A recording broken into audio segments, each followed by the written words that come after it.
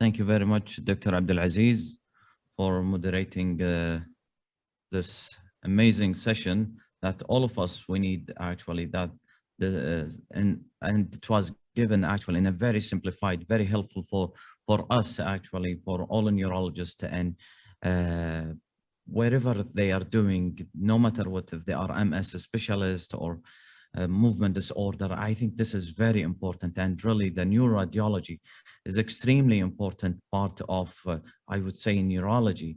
And even now the stroke part, I think the neuroradiology, we have also to give huge credit to Dr. Lamia and her team, actually, the neurointervention, because in the past 2 months, actually, they have been working hard after working really for a couple of years to establish the intervention and neuroradiology for cases of stroke. So that's, again, really thank you, Dr. Lamia and Dr. Khalid, for being with us in Evansina Hospital. Actually, I think without you, we cannot, because you have raised our awareness and education about neuroradiology, which is an important part of neurology. Okay, so I'm coming to the end now, and this is my conclusion on the actually the final sessions. So in the morning, we spoke about demyelinating diseases, and Dr. Rad, he spoke about the update in MS treatment. So you have to be aware and stay tuned about S1P medications. These are coming soon, and CD20 depleting agents, and because these, we should call them immune reconstitution. And the idea of immune reconstitution is, as early you start, you decrease the damage, because we know that the disease has also an axonal loss, and that will lead to the cognitive impairment in these patients, and that's actually what you have to work on. And be aware that there is a drug now for the first time approved, cypinamide, and approved for secondary progressive MS, and this should arrive to Kuwait soon, inshallah. Now, then Dr. Suhail spoke about the neuromyelitis optica spectrum disorder, and you are facing two antibodies, and like the NMO antibodies, the aquaporin 4, and also the MOG antibodies. And whether this is a MOG or this is actually aquaporin is just like flipping the coin, and extremely rare you will find the two actually together. But the prognosis is important here, because MOG is actually important, because that's a very good prognosis, mainly seen in children, and it's actually more associated with encephalopathy. Now, aquaporin or NMO is actually more associated with more aggressive therapy. You need to treat the disease more longer, and probably the prognosis is less favorable compared to this. One of the things that it's evolving is the interleukin-6 monoclonal antibodies that you can use. This has been started with tocilizumab, a drug used a lot by rheumatologists, but there are evolving trials now on specific monoclonal antibodies designated toward interleukin-6 actually that will improve these patients. And then Dr. Namar spoke about pregnancy, and we are improving in pregnancy. You can continue Tysabri in extended fashion every 6 weeks, and that's what we have been doing through the pandemic, and it's not contraindicated to keep continuing these medication during pregnancy up to 32 or even up to 34 weeks. We know now actually that interferon can be continued also during pregnancy, and also we know that interferon and copaxone is a drug not available in Kuwait, but interferon, these drugs are not contraindicated during lactation. Then Dr. Tarek gave a nice presentation about myelopathy. We have, and Dr.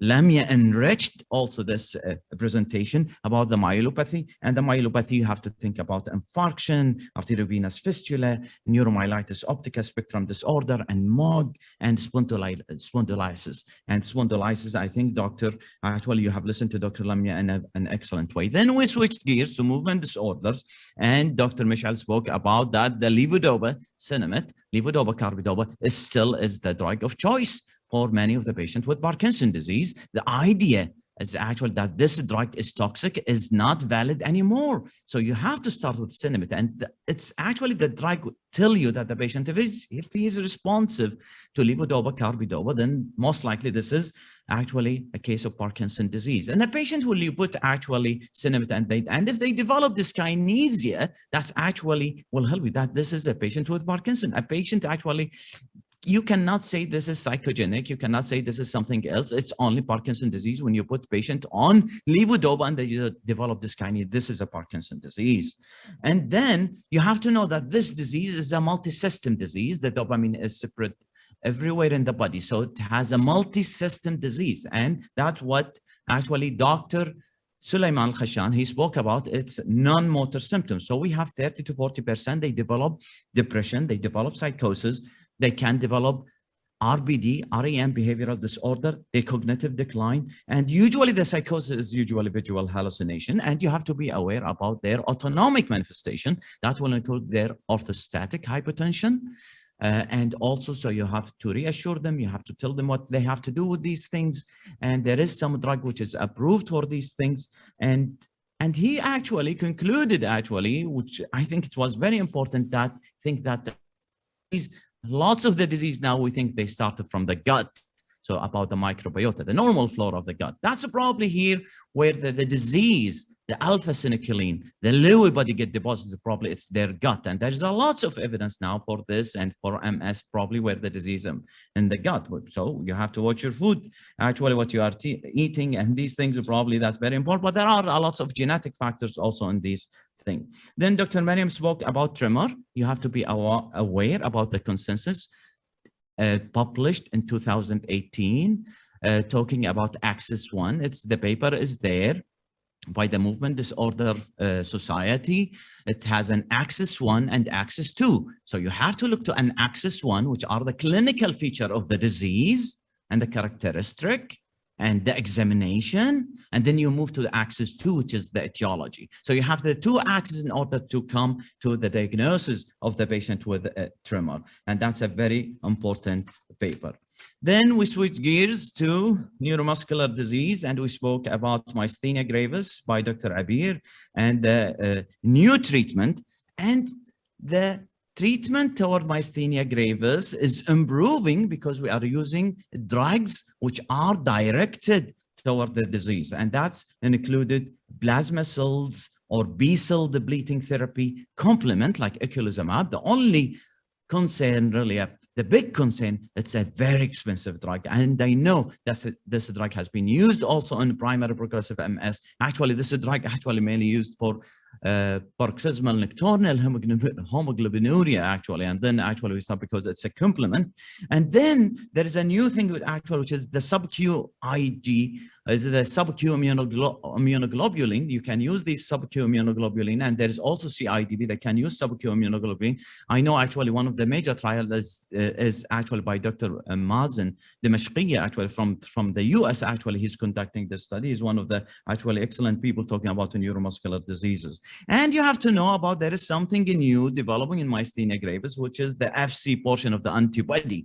Actually, there is a drug evolving trials that you can use drugs toward the antibody. So either you direct it toward the plasma cell, B cells, or the antibody. Think about these things when you are trying to induce treatment in patient. Then Dr. Abdullah Al-Ajmi, he spoke about CIDP and main differential diagnosis. It can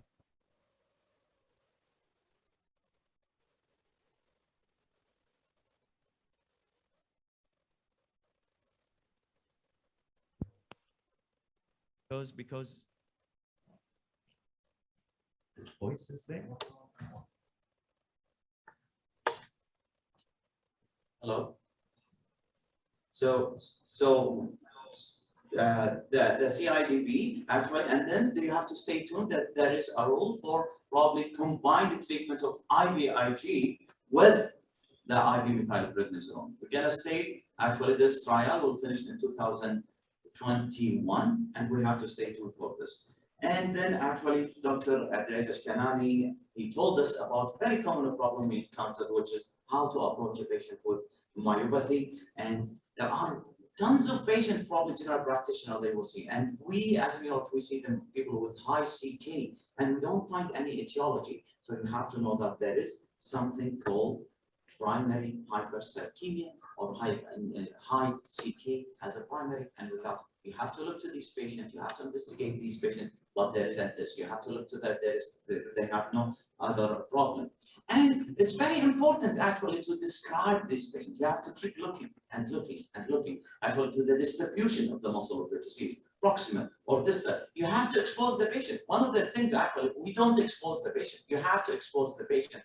Don't feel shy that you are exposing the patient. Have a nurse, a female nurse with you, or somebody with you, or one part of the family, and expose the patient. See the distribution. Where is the problem in the patient? Is it proximal? Is it distal? There is scapulohumeral, there's scapuloperoneal, there's a congenital form, there are pseudo hypertrophy. Sometimes we expose and we see huge gastrocnemius muscle. These are things that you have to watch.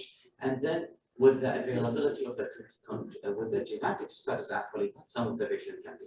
Last but not the least, actually, then we came to the radiology session by Dr. Khalid and Dr. Lamia. And Dr. Khalid went with us in an excellent journey, and he told us about what are good or bad whites. So what is the normal white and what are the bad whites? Actually, you have to look at the white matter, and you have to know what is abnormal in the white matter. Then he went to the black and what is a normal black and what is abnormal black. He did not stop there actually, but he combined black and white, and he said what is normal black and white, what is abnormal black and white, and he gave something actually first time I hear, which is milk chocolate coated popcorn. I used to call it a popcorn, the cavernoma, but I think this is a very nice description. Milk chocolate popcorn, that's a cavernoma. And we know actually many of the people actually, but cavernoma can be leading cause of seizure, they can rupture if they have a high flow and these things. You have to be, but that's something actually, and it's commonly come for junior residents in the exam in neurology or even for a neurology resident. And he then actually, we came to the color picture. The color things actually meaningful, and he said about tractography. We can, and that's very important, especially for epilepsy people. We do an intraoperative monitoring for this patient, for patients with lesional epilepsy, for example, or tumor. You don't want to remove something which is normal or something which is very, very important for the patient actually. So tractography and these things actually will improve the outcomes for the patients indifferently, and especially actually those people who are going for surgical procedures. Now, Dr. Lamia actually, she concluded this actual conference with an amazing about radiology and spinal cord, the ABCD. The A is the alignment. We have to look to the alignment of the spinal cord. Even if you are a neurologist, you have to look to the alignment. Then the B is the bone marrow, look to the bone, the vertebral body, with the bone, and then the cord, the C is the cord of the canal, and the D, the degenerative disc. And she mentioned, and that's true, that neurologists love the C's, actually, which is the canal and the cord itself, and the neurosurgeon, they love the D's for the actual neurodegenerative, that they look for the compression of the spinal cord. And she went again extensively, actually, in the myopathy. And the myopathy, remember, actually, the way sometimes if you forget, actually, you can use vitamin, the mnemonic vitamin as you go vascular, infectious, inflammatory, metabolic, and these things. But remember, there are demyelinating disease, compression, she mentioned, it's a priority. What's the red flag? Because if you have a patient with compression, you may decompress the patient and the patient can walk. This is very important actually, because if you don't stop actually, if the patient comes to you there and he has a compression, and you did not find that it is due to compression, and the patient went to paralyzed, you are not saving 80%, they will not walk, but you can save the patient from going to this stage if you stop actually the progression of the compression to the cord, and then you have to know about the function and the tumor, you have to know it's intramedullary, the adenoma, and the astrocytoma, and the metabolic causes with B12 deficiency, and it's still under copper and these things. So I hope that was entertaining 2 days of neurology. We went comprehensive and concise. We tried to be concise, precise to the points with 21 speakers actually in this 2 days. And actually, I would like to thank the audience and the participant on this. Actually, there are more than 1,000 who attended, and actually most of the time there are, and the registration more than 5,100, but at some point 1,000 were attending these events on the same time. So that's, and I have seen countries I have actually that make us think that we should do this event even hybrid even in the next, inshallah, when the pandemic is over. I think these events should, because I have seen country I have never heard about them actually. So there's a huge percentage from India, Serbia, New Zealand, Australia, North Macedonia, Canada, US, and East Ireland. So there are many people actually. Maldives. I wish to go to Maldives when the pandemic is over. But I'm glad actually that many people attended this pandemic, because at the end, what makes us happy at the end of these 2 days after that are people, they benefit from this educational activity. We get our power from you by attending this event and improving in neurology wherever you are. Well, I would like to ask the people actually who are conducted here, and they were also patient with us, and we were, because we wanted to conduct this in a very nice way, and so they were there. There are probably 10 people.